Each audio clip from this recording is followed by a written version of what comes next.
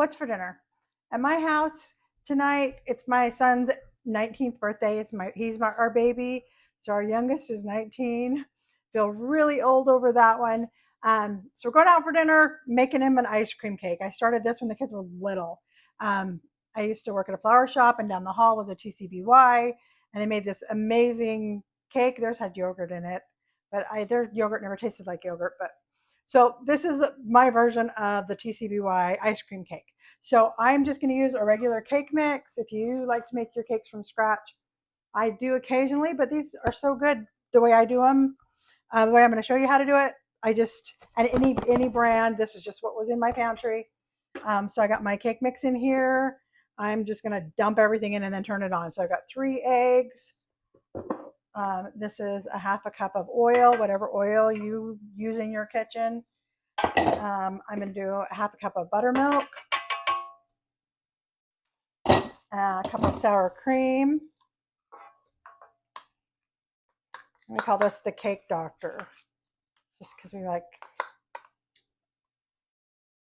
and cakes aren't that hard to make. This just always turns out. So I'm got to have it for tonight, so it has to turn out.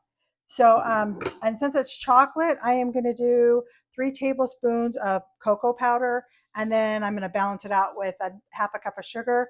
If you want the bitter chocolate, you can leave the sugar out. So I'm just going to give this a mix.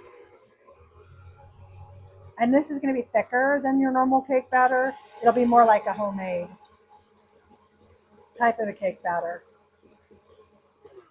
Now I've got my oven set at 350, and I've got 2 pans. You can do it in one, and I used to do it in one when I only had 1 pan, but I've measured these. They're exactly the same.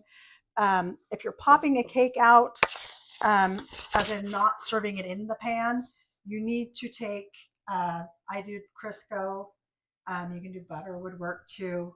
Spray will not work on this. And then I just coated it in flour, and you just kind of pound it around and make sure everything's coated in flour and oil, or you'll have spots that stick. But I'm going to pop this in the oven. I'm going to actually take a measuring cup and measure it so it's even as I can get it. And I'm going to cook it. I'm going to start watching it probably at 15 minutes because they're thinner. You just want to stick a toothpick or a skewer in the very center, and you want crumbs to be able to be clinging to your toothpick or skewer. If it pulls out dry, your cake is going to be dry.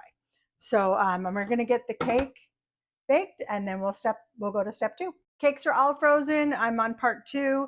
I'm just going to take vanilla ice cream. Any flavor you like really works here. I've lined the pan with just some saran wrap just to help pull the ice cream out. And I've set this out for 30 minutes or so just to kind of get it soft so that I don't want it liquid, but I want it pretty spreadable. And I'm going to use the whole thing. Actually, I might as well just get it all in here and just spread it out. So I'm going to get this in the pan. I'm going to get it spread out as even as possible.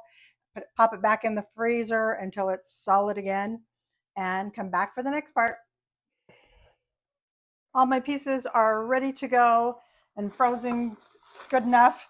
So now we're just going to assemble this and then top it. So this is the ice cream, and like I said, I use saran wrap. You could probably do parchment or whatever you want in there, just so that it's easier to get it out of the pan and then to place it. So I got my first cake down, now my ice cream, and I just put it on a sheet cake pan. If you want to get fancy and do a cake board, or just cut out, my mom always used to cut out a piece of cardboard and throw tinfoil over it to make it look nicer. So there's my cake ice cream cake, and I'm going to put the level side up just so it looks nicer. It's going to taste the same no matter what. And now time to frost it. I've got hot fudge for the top of it, and I stuck it in the microwave for about 30-40 seconds. I didn't want it to be too solid, but I didn't want to get it too hot either. So top is going to get hot fudge all over it. If you like extra hot fudge, you can. I've actually hot fudged both layers before, and that's great too. And this isn't a pretty cake, but it will taste really good when you're done with it. So I'm going to do full bottle, get every bit of it on there, make it look as pretty as you can. That's not my strong suit. And then I'm going to do Cool Whip around the edges just to kind of cover up all the crease, just to kind of fill in here. Again, if you want to get fancy with it, you can use royal cream if you want. I found that Cool Whip just kind of holds up a little better to it. You can also, if you want to pipe it, you can throw it in the mixer with some powdered sugar and make some piping and make it really fancy. But everybody, let me know what you're having for dinner tonight, recipes if you've got them, and I will be back tomorrow with what's for dinner.